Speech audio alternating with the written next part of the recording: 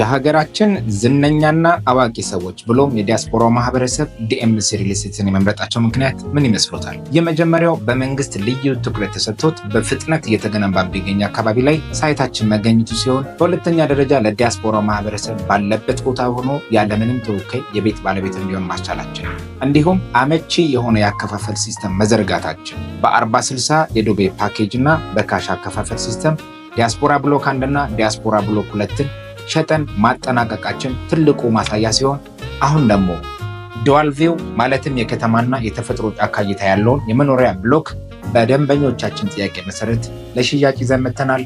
እዚህ ላይ ቤቶን የራስዎ ለማድረግ ቢሮና እንዲሁም ሳይት ለመጎብኘት ታች ባለው ስልክ ቁጥሮች ይደውሉልን።